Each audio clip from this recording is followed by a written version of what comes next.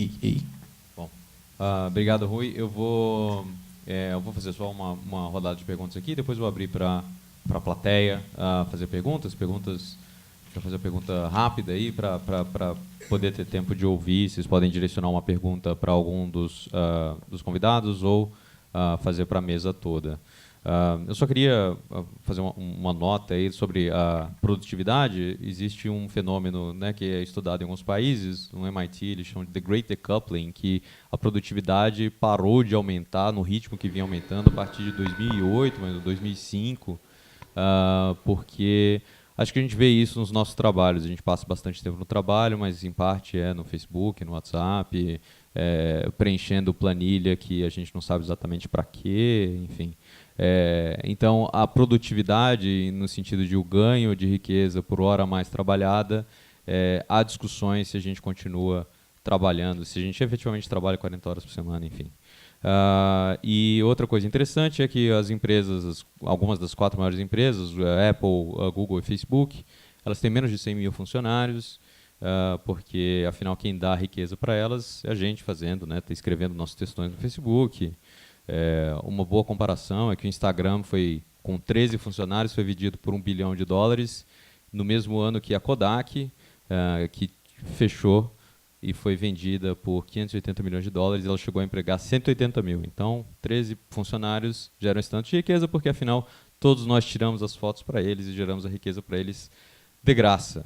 De qualquer forma, vamos falar, Márcio, eu acho que é interessante abrir a discussão com você. Você falou um pouco da saída política.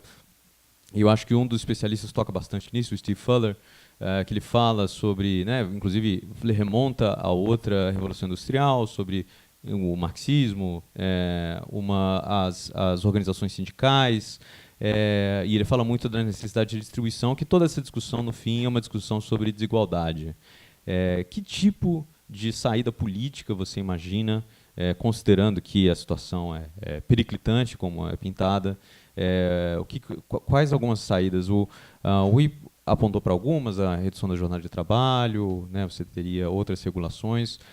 Tem gente que fala sobre renda mínima, né, o Bill Gates é um proponente da ideia. O que você vê como saída política para essa questão? Eu acho que é melhor pegar o que eu estava usando. Bem, eu assim, refletindo sobre o documentário, eu também sentia algumas falhas, na verdade, né? Uma primeira falha é ele não ter trabalhado o conceito de trabalho, porque ele passa a mensagem que nós estamos diante de uma escassez de trabalho, tá certo? Se a gente lê um livro muito importante, a meu juízo, pelo menos, de Hannah Arendt, que é A Condição Humana, ela define o trabalho sob 2 prismas, não é? Seria o trabalho mais pesado, o trabalho pela sobrevivência, como é a primeira parte, inclusive, do documentário, né?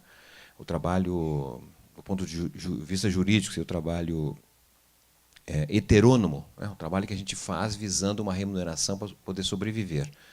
Mas ela também menciona outro aspecto conceitual do trabalho, que seria uma espécie de trabalho autônomo. O trabalho que nós fazemos, que não está associado a uma retribuição.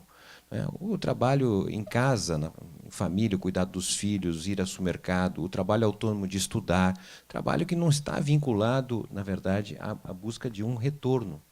Esse trabalho, eu diria assim, não está escasso.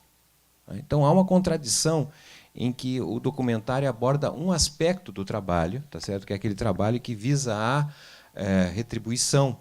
Mas, por outro lado, e não faz parte desse documentário, mas é comum, não é? Na verdade, a identificação de que essa sociedade moderna é uma sociedade profundamente individualista, não é? Uma sociedade da solidão, a sociedade da depressão, né? A sociedade que convive, na verdade, com problemas sérios de sociabilidade, de convivência comunitária.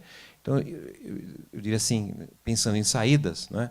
Eu não tenho dúvida, e até questionaria um pouquinho esse teu dado que você falou, que a produtividade não tem crescido, e possivelmente você está correto quando você menciona as medidas tradicionais de produtividade, que é aquela produtividade do chamado trabalho material, né? O trabalho que resulta do esforço físico e mental do homem e da mulher em algo concreto, palpável, tangível, né? Então, na construção civil, o esforço físico e mental do homem e da mulher significa um prédio, uma ponte, não é? O trabalho numa indústria, um calçado, uma vestimenta. Na realidade, hoje, nós estamos vendo, na verdade, o predomínio do trabalho imaterial, que é o trabalho nos serviços, o trabalho que não resulta em algo concreto, palpável, tangível. E esse trabalho nos serviços associado às tecnologias de informação e comunicação é um trabalho que significa maior intensificação e maior extensão da jornada, porque, de certa forma, nós estamos levando o trabalho. O trabalho se tornou portável. Diferentemente na indústria ou na construção civil, eu só poderia trabalhar construindo uma ponte num canteiro de obra. Eu não poderia levar para casa um pedaço da ponte e fazer em casa, ou em qualquer outro lugar. Eu só posso fazer naquele canteiro de obra. Eu só posso ajudar a montar um automóvel dentro de uma fábrica. Ocorre que o trabalho de serviços ele é portável, porque a gente pode trabalhar aqui mesmo. Possivelmente alguns manipularam o seu celular, responderam algum WhatsApp, deram alguma voz de comando, ou seja, nós passamos a estar agora plugado quase que 24 horas no trabalho. E, nesse sentido, se há maior extensão do trabalho, se há intensificação desse trabalho, não é? A riqueza. Uma riqueza que não está sendo contabilizada, que não está sendo, inclusive, questionada, criticada ou disputada pelos sindicatos, e muito menos está sendo tributada pelos governos. Mas essa riqueza, meu modo de ver, que justifica essa profunda desigualdade. Então, não quero aqui monopolizar, mas assim, nós temos um campo imenso de possibilidades de convivência com esses ganhos de produtividade. Eu não tenho uma visão assim pessimista, pelo contrário, a minha visão até é muito positiva, porque se há progresso técnico, há, de certa maneira, a possibilidade de redução do trabalho penoso, tá certo? Do trabalho que não é criativo, do trabalho repetitivo, não é? Mas, obviamente, que esses ganhos de produtividade, seja ele físicos ou produtividade imaterial, vamos dizer assim, esses ganhos nos permitem construir uma civilização superior.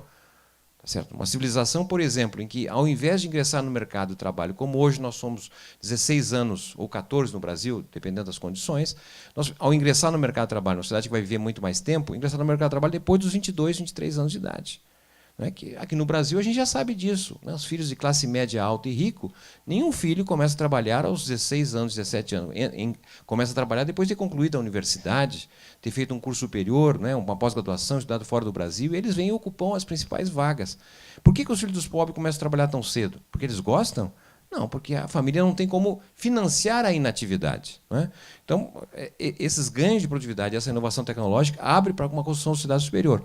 Uma sociedade superior, o que significaria isso? Não é? A universidade, ao invés de ser o teto, como ela é hoje, ela passa a ser o piso da nova sociedade. Tá certo? Então, começar a trabalhar mais tarde, trabalhar 12 horas por semana. Por quê? Por que trabalhar mais se o ganho de produtividade justificaria um padrão de vida melhor? Então, tem um amplo leque, eu diria assim, de possibilidades que está no campo da política. Não é? Há também, eu diria assim, outra questão importante em relação a essa temática, que é, se não houver essa redistribuição da riqueza gerada, na verdade, nós vamos entrar numa crise profunda do próprio capitalismo em termos de reprodução. Porque, se ele reduz o emprego, quem consumirá o produto que vai ser, o produto ou o serviço que vai ser gerado? Esse é o problema colocado na Depressão de 1929.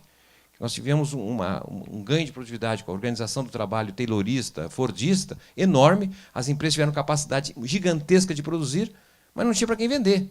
Não é? O Ford ele salta na frente e diz o seguinte: olha, ao invés de aumentar a jornada e reduzir salário, nós vamos fazer o inverso. Reduzir jornada e aumentar salário.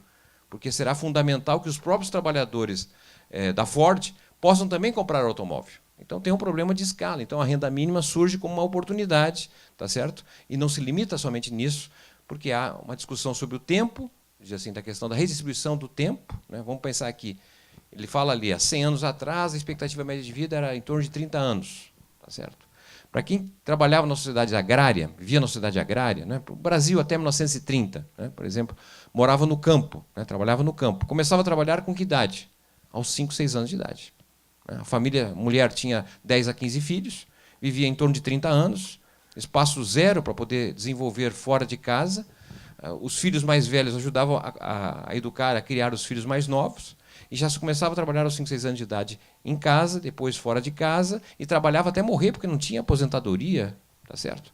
Então, se você fizer o cálculo, alguém que vivesse 34, 35 anos de idade, tendo começado a trabalhar aos 5, 6 anos de idade, trabalhando de segunda a segunda, porque não tem sábado, não tem feriados, tá certo? Então, trabalhava até morrer. O tempo do trabalho, esse trabalho heterônomo pela sobrevivência, representava cerca de 2/3 do tempo de vida. Apenas 1/3 da vida não estava comprometido com esse trabalho heterônomo. Na sociedade urbana industrial, aqui no Brasil, pós-30, digamos assim, até os anos 80, em que se começa a trabalhar, então, a partir dos 14 anos de idade, depois de 30, 35 anos, de alguma forma, se aposenta. A jornada de trabalho é de 8 horas, 48 horas semanais, tem um descanso semanal, tem férias, feriados, etc. Se você contabilizar o trabalho heterônomo, ele terá representado 40% do tempo de vida, para quem viveu em torno de 60 anos. E se vamos entrar numa outra fase, cidade de serviço, a pessoa vai viver 100 anos de idade, ou mais, até 1000 anos. Mas para quem vai viver 100 anos de idade, se começar a trabalhar aos 24, 25 anos de idade, 12 horas por semana, etc., o tempo do trabalho heterônomo talvez representará 20% do tempo de vida.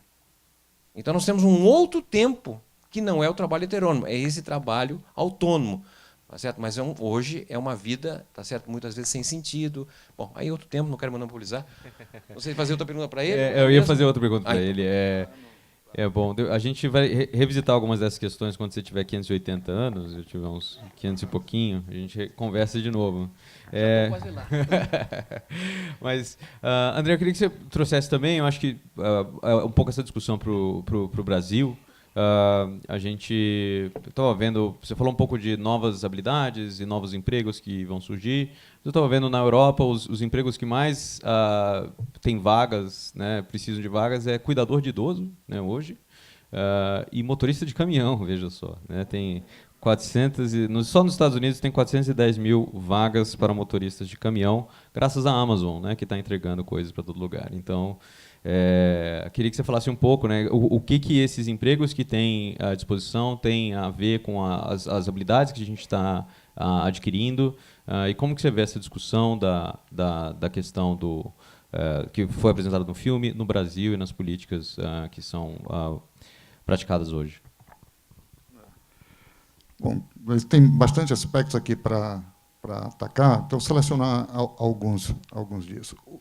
Primeiro, o que é o Brasil hoje, no mercado de trabalho brasileiro? Talvez dar um pano de fundo para entender isso. Somos 200 milhões de pessoas, em torno de 100 milhões de pessoas chamada população economicamente ativa, quer dizer, entre 16 e 65 anos de idade, aptas ao trabalho. Desses, temos hoje 13% deles, vamos botar 13 milhões sem emprego e buscando trabalho. Temos em torno de, né, então vamos botar, e dos ocupados, o restante ocupados, então vamos botar aí 87 milhões de ocupados. Desses, 40% com carteira de trabalho, um pouco 45% com carteira de trabalho, o outro meio a meio, mais ou menos, sem carteira de trabalho, conta própria. É isso. Tá? É isso que é o Brasil. Desses que estão ocupados nas definições do IBGE de ocupados, então eu vou querer falar isso para voltar a essa discussão com o Márcio e com o Rui sobre produtividade, medição de produtividade, etc., usando, porque isso tem a ver com definição de trabalho. Aqui, quando falar emprego ocupado, estou falando o uso do tempo da pessoa em troca de uma remuneração, em troca de uma renda. Tá? O uso do tempo da pessoa cuidando do filho, super importante, fazendo outras coisas, é o uso do tempo. Então, uma das definições, filosoficamente, para mim, mais difícil é definir o que é trabalho. Então, quando estou falar de ocupação, tudo isso, é o uso do tempo em troca de uma remuneração. Tá? Tem o uso do tempo para muitas outras coisas. Ao medir o uso do tempo em troca de uma remuneração, o Brasil, isso está estagnado há 20 anos. Mesmo comparando com os outros países. Mesmo comparando com Coreia do Sul, por exemplo, que tinha a mesma produtividade do trabalho em 1960 como o Brasil, cresceu junto com o Brasil até os anos 80, disparou e o Brasil ficou. Desde 1980. Então, a produtividade, medida desse lado, produtividade do trabalho, em relação ao tempo de trabalho por troca de remuneração, é estagnado no Brasil. Vou voltar para isso, porque eu acho uma discussão importante para como a gente pensar o Brasil daqui para frente. Mas, voltando só para a sua pergunta, deixar sem resposta. O que acontece? Eu acho que é uma oportunidade que a gente tem exatamente porque novas tecnologias abrem novos postos de trabalho que podem dar grandes saltos de produtividade. O que é, então, a produtividade aqui, nesse, como eu estou vendo? A produtividade é a combinação de três coisas. É a combinação da habilidade do indivíduo, a capacidade de trabalho, o esforço, mas também a criatividade, a engenhosidade, né? E muito dessas capacidades são adquiridas através de educação, através de aprendizagem, mas também depende da qualidade do posto de trabalho, que depende da tecnologia que traz esse posto de trabalho. E depende de uma terceira coisa, que é combinar a pessoa com o posto de trabalho adequado. Então, o exemplo, eu volto para frentista de posto de gasolina. A gente tem uma tecnologia que não precisa mais usar esse serviço de frentista, mas a gente optou, através de legislação, inclusive, em permanecê-lo. Mas essas três coisas, que isso se resolve institucionalmente dentro de um país. E eu acho que são essas três coisas que a gente ainda está falhando, mas que a gente pode consertar. Primeira, qualidade do trabalho. Isso tem a ver do trabalhador. Isso tem a ver com no nosso sistema educacional e a qualidade da educação. Não vou entrar aqui em detalhes sobre isso, mas apenas para dizer que os nossos jovens de 15 anos de idade hoje aprendem relativamente menos, simplesmente matemática e linguagem, só essas duas métricas. Estamos bem aquém de vários outros países, e já assim há algum tempo. E sabemos, sim, que esse tipo de conhecimento não é tudo, mas está associado a desempenho em postos de trabalho. Segundo aspecto, qualidade do posto de trabalho. Aí entra a introdução de tecnologias.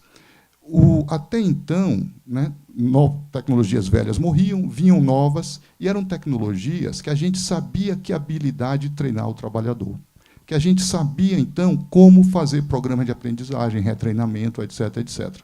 O problema dessas novas tecnologias é que, se tem alguma habilidade que a gente sabe, é a habilidade de aprender novas habilidades. E isso a gente não sabe muito como ensinar ainda.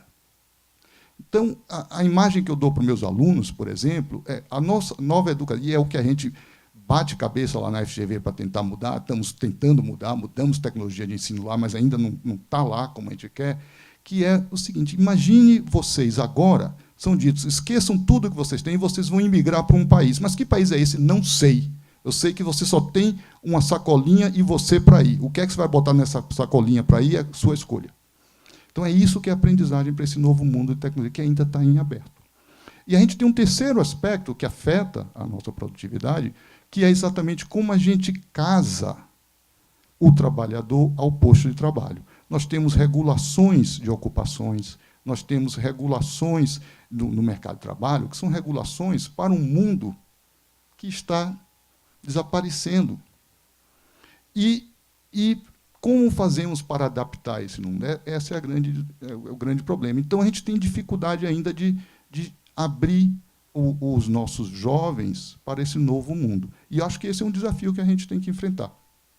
Eu vou ficando por aqui, para a gente der tempo, então, de discutir mais com vocês esses aspectos, mas isso envolve, sim, repensar o aspecto de quando remuneração através de um posto de trabalho, que isso vai dar comando sobre bens e serviços, e, se não, por que não pensar em redistribuições de renda para dar comando sobre bens e serviços através de outros canais que não seja só o trabalho.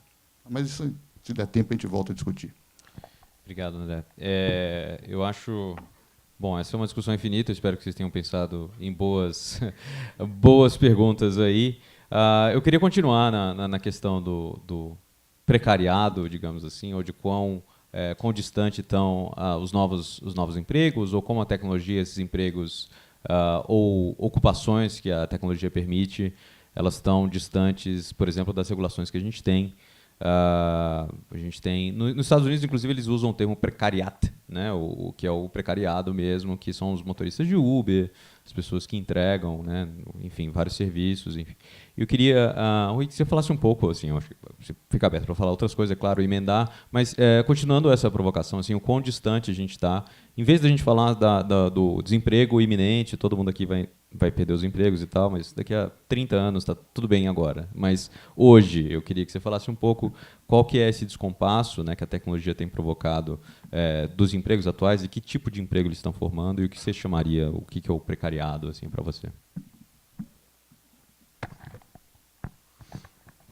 Bem, hoje o país enfrenta aí alguns efeitos da última reforma trabalhista, contra-reforma, como costumo dizer, e essa contra-reforma ela foi apresentada, né, não para a sociedade, mas para os próprios políticos, né, para os deputados, etc., e para os meios de comunicação, como uma forma de você atualizar a CLT, porque supostamente ela seria muito atrasada, né? Ela data de 43 e não teria condições de regular o trabalho hoje, né? A contradição é que nenhuma das alterações que foram feitas, e foram várias, né, não alteraram nada que fosse de 43, quer dizer, porque a CLT foi sendo reformada ao longo do tempo, né? E a segunda curiosidade, né, é que o impulso modernizador era tão grande que eles mantiveram na CLT a palavra datilografia, né? Ou seja, eles não foram nem capazes de mudar, né, o conceito para digitalização, né? Manteve-se datilógrafo, por exemplo, né? A questão que me parece é muito... Existe, evidentemente, um problema que é um problema político, quer dizer, hoje, uma das principais tendências de precarização no mundo, enfim, é exatamente aquilo que se chama de uberização, né? Ou seja, esse tipo, né, de trabalho que é mobilizado por plataformas eletrônicas, enfim, e que é essencialmente controlado por grandes empresas e grandes corporações mundiais, né? Então, é como se você fosse capaz de instrumentalizar, né, a precariedade, a informalidade, em qualquer local do mundo, por uma grande empresa de tecnologia a rigor, né, ou de logística, no caso da Amazon, ou, enfim, outras. O que você tem é essa instrumentalização do trabalho precário, né, ou seja, destituído, despojado de qualquer tipo de direito ou regulação, ou coisa que o valha, né? E me parece que esse é o desafio político que a gente tem pela frente. Quer dizer, é também uma falácia considerar que esse tipo de trabalho, ou esse novo momento, né, alguns teóricos, alguns autores chamam de capitalismo de plataforma, né? Esse tipo de trabalho, que não é majoritário, diga-se de passagem, está longe de ser, mas tem crescido muito e apresenta uma tendência. Esse tipo de sociedade, né, é uma falácia achar que, ou considerar que ela não é passível de ser regulada, né, pela lei ou pela democracia, né? Eu diria que sim, eles são perfeitamente passíveis de serem regulados, quer dizer, esses empreendimentos, né? A rigor, o que você tem é uma necessidade, né, de que as cidades, o poder local, ele de fato assuma essa responsabilidade de regular esse tipo de trabalho, esse tipo de atividade, né? Afinal de contas, uma parte importante dos lucros, né, da Uber derivam exatamente dessa hiperutilização das vias públicas, né? O que leva, naturalmente, a uma deterioração das ruas e assim por diante. Isso aí tem que ser pago, né? Isso aí tem que ser regulado, né? O outro aspecto é a mercantilização do trabalho, ou seja, essa hiperexploração, né?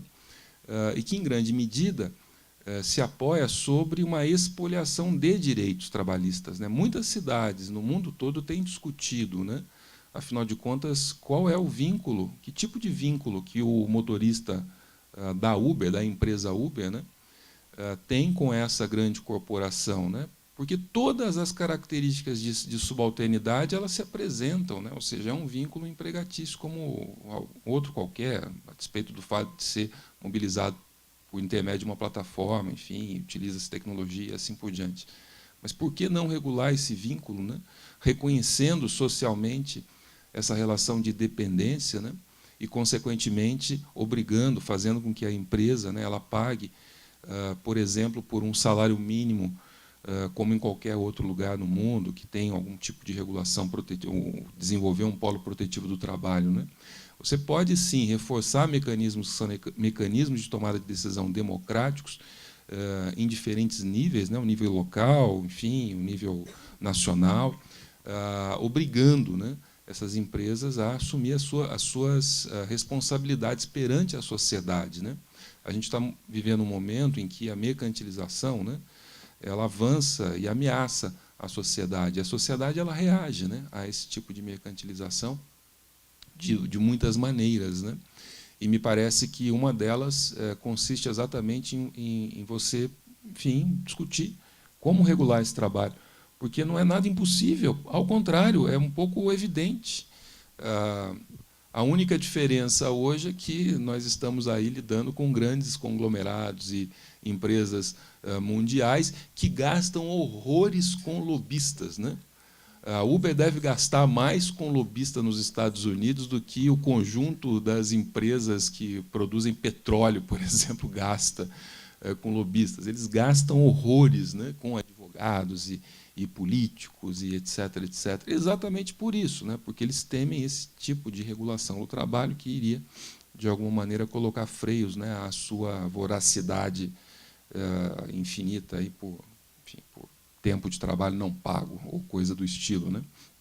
A gente precisa começar a discutir que tipo de trabalho a gente quer nessa sociedade, quer dizer, a gente quer trabalhar 24 horas por dia, 20 horas por dia, 12 horas por dia, ou 4 horas por dia, como redistribuir esse trabalho e como, principalmente, redistribuir renda, né, para que as pessoas continuem consumindo. Afinal de contas, robôs não compram mercadorias, né? Eles podem até produzir mercadorias, mas eles não compram mercadorias, né? Então, a gente precisa viver numa sociedade que também consuma, quer dizer, que distribua esses bens, né, serviços e assim por diante. Isso tudo precisa ser colocado aí à luz de um amplo debate democrático, coisa que normalmente a gente não encontra, em especial no Brasil, né?